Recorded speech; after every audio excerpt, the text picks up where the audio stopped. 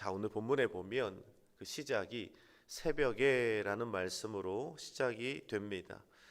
새벽부터 온 공회가 모여 의논을 하는데 그 의논의 주제는 누군가를 살리기 위해 이들이 새벽부터 모인 것이 아니라 누군가를 죽이기 위해 온 공회가 새벽부터 모여 빌라도 총독 앞으로 모이게 되었다라고 말씀합니다.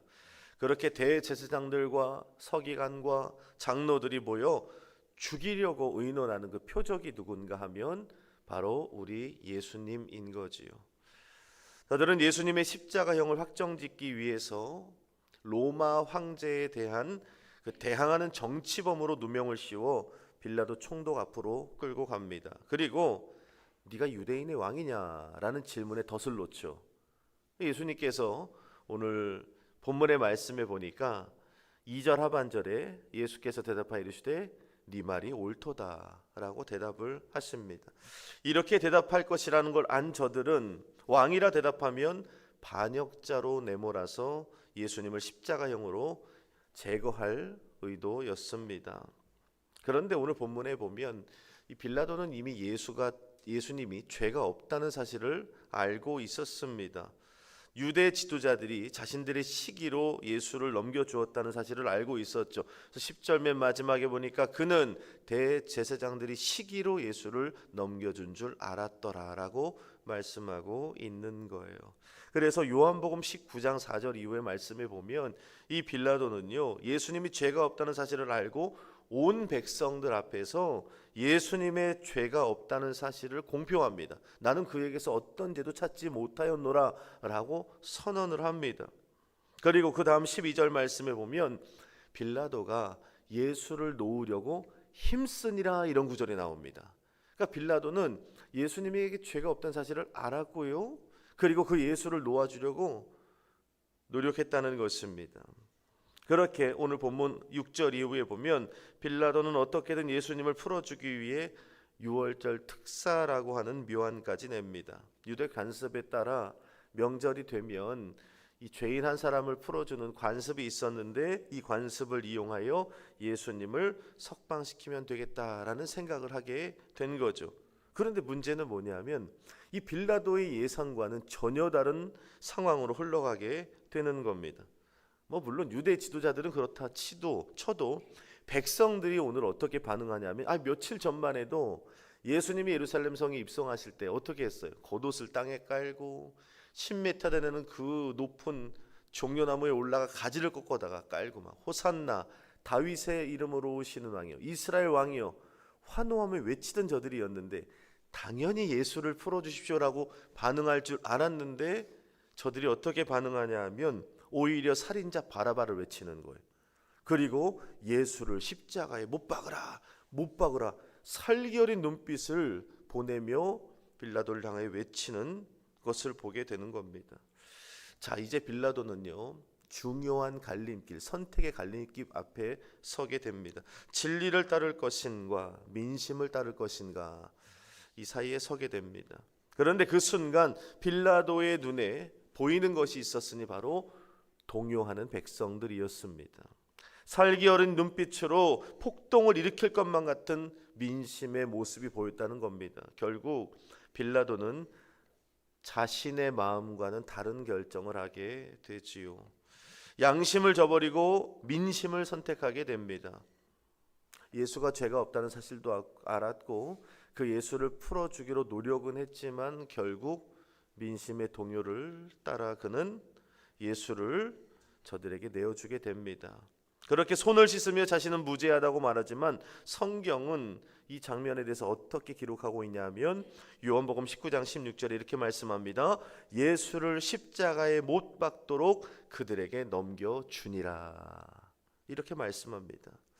빌라도가요 아무리 유대 지도자들 앞에 예수는 죄가 없어 라고 생각을 했고 온 백성들이 드는 앞에서 이 자는 죄가 없음을 내가 발견하였다 선언을 했다 할지라도 예수님 말씀에 감동도 받았고 예수님이 오르신 분이 하는 빌라도 아내의 말에 그가 동의도 합니다.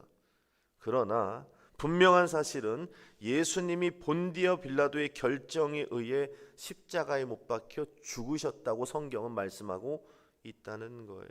그렇게 2000년이 지난 지금까지도 예배 때마다 우리는 사도신경을 통하여 본디어 빌라도에게 고난을 받으사 십자가에 달리신 예수님이라고 고백하게 된 것입니다.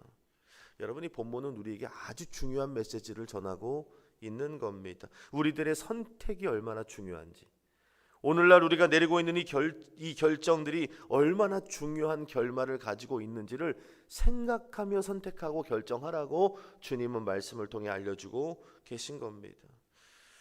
우리는 매일 선택의 연속을 살아갑니다. 작은 선택도 있지만 큰 선택도 하죠.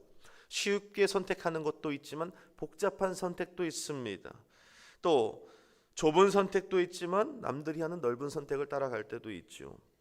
이 심리학 연구 결과를 보니까 사람들이 하루 선택하는 수가 약 35,000번 이상의 선택을 하며 살아가고 있다고 합니다. 즉 우리들의 삶과 선택은 뗄래야 뗄 수 없는 관계라는 거예요. 그런데 선택하는 건 참 중요한데 때로는 내 의지와는 전혀 관계없는 선택을 할 때가 있다는 겁니다. 내 신앙과 다른 결정을 내리게 될 때가 있다는 겁니다.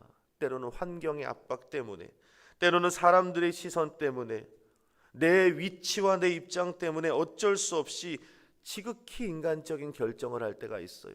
신앙과는 동떨어진 그리스도인답지 못한 선택을 할 때가 있다는 겁니다. 그리고 말하죠. 어쩔 수 없었어. 이게 최선이었어. 아니 상황이 그런 거야. 하며 핑계하며 타협할 때가 있다는 것. 인간적인 마음으로는 충분히 공감합니다. 그럴 수 있는 거예요. 연약한 인간인지라. 그러나 성경이 말씀하는 진리는 뭐냐면 하나님께서는 우리들이 언제나 그리스도인다운 결정을 하기를 원하신다는 거예요. 이런 거룩한 부담을 가지고 우리는 살아가야 하는 거죠. 오늘 본문을 통해 말씀하는 거예요. 분위기에 휩쓸리지 마라. 흐름을 따라 기분을 따라 선택하지 마라. 언제나 말씀을 따라 선택하는 우리들이 되길 원하신다는 겁니다. 우리들의 결정의 끝에 무엇이 기다리고 있는지 생각해보고 결정하고 선택해야 된다는 거예요. 어제도 말씀을 나눴지만 그래서 우리는 길 대신 주님이 필요한 거죠. 주님께 물어야 돼요. 내가 내 갈 길을 가르치고 보여주며 너를 주목하여 훈계하리라. 시편 32편의 8절 말씀을 묵상하면서 늘 주님 앞에 우리가 바른 길, 선한 길, 믿음의 길을 선택할 수 있게 해달라고, 그럴 용기를 우리 가운데 담아달라고 우리는 기도하는 마음으로 결정해야 되는 겁니다. 그렇게 우리들의 결단을 통해 하나님의 공의가 바로 세워지고 그분의 뜻이 이 땅 가운데 온전히 이루어지기를 주님은 기대하신다는 걸 잊지 말아야 됩니다. 자, 한번 질문해 보세요. 오늘 중요한 결정 앞에 나는 무엇을 봅니까? 주님이 내 안에 담아주신 선한 양심을 봅니까? 아니면 주변의 민심을 보는 우리들입니까? 그 중요한 결정과 선택 앞에 주님을 바라보십니까? 아니면 내 입장과 내 환경을 바라보십니까? 여러분 기도하십시오. 그리고 말씀을 따라 결정하십시오. 주님이 책임져 주실 겁니다. 또 한 가지 살펴볼 것은 오늘 4절 5절 말씀에 보니까 계속 묻죠. 빌라도가 예수님에게 네가 유대인의 왕이냐? 야, 사람들이 너를 이렇게 많은 것으로 고발하는데 너 어떻게 생각하냐? 계속 묻습니다. 그런데 2절 또 4절 5절 그 밑에도 쭉 보면 예수님의 반응이 나옵니다. 질문에 대해. 어떤 반응이죠? 아무 대답도 하지 아니하셨더라. 5절에도 보니까 다시 아무 말씀으로도 대답하지 아니하시니라고 말씀합니다. 바로 예수님의 침묵입니다.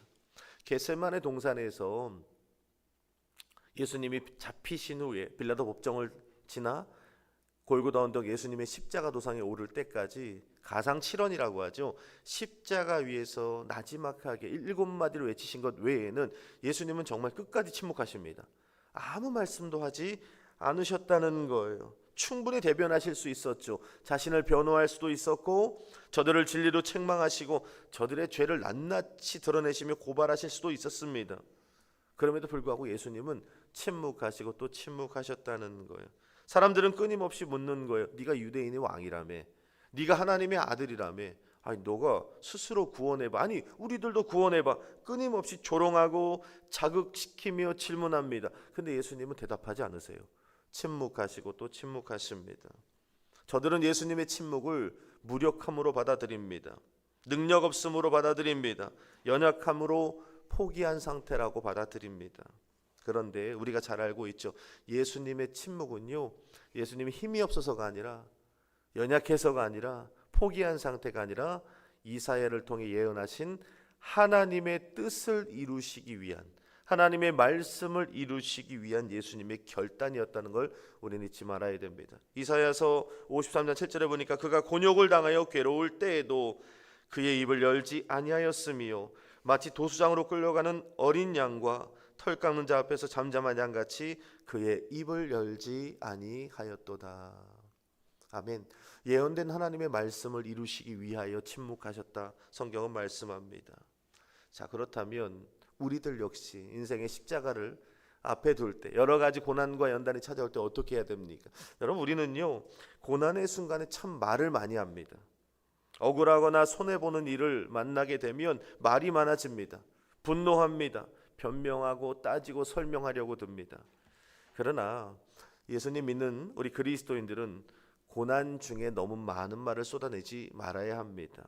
왜 그럴까요? 오늘 본문이 말씀하잖아요. 어쩌면 당신들, 저와 여러분들의 침묵이 하나님의 뜻을 이루어내는 도구일 수 있기 때문에 그렇습니다. 어쩌면 우리가 이 순간에 침묵하는 것이, 아무 말도 하지 않는 것이 십자가 앞에 예수님처럼 하나님의 나라, 하나님의 뜻을 이루어내는 일일 수 있기 때문입니다. 예수님이 끝까지 침묵하시는 동안 인간들은 온갖 추함을 다 드러냅니다. 근데 아세요? 결국 예수님의 침묵이 저들의 악을 이겨냈다는 것입니다. 오늘 내가 견뎌야 할 침묵은 무엇일까? 오늘 내가 침묵으로 끝까지 감당해야 될 하나님 나라의 일, 하나님의 뜻은 무엇일까? 깊이 생각해 보며 입에 있다고 다 말할 것이 아니라 오늘 이 마지막 성금요일만큼은 침묵하며, 내가 오늘 침묵하는 것이 단순히 입으로 말하는 침묵만 말하는 것이 아닙니다. 나의 생각의 침묵, 내 마음의 침묵, 내게 주어진 이 환경의 침묵, 그 침묵이 하나님의 뜻을 이루는 것이라면 과감히 그 입을 열지 않을 수 있는 저와 여러분들이 하루가 되기를 예수님의 이름으로 간곡히 부탁을 드립니다.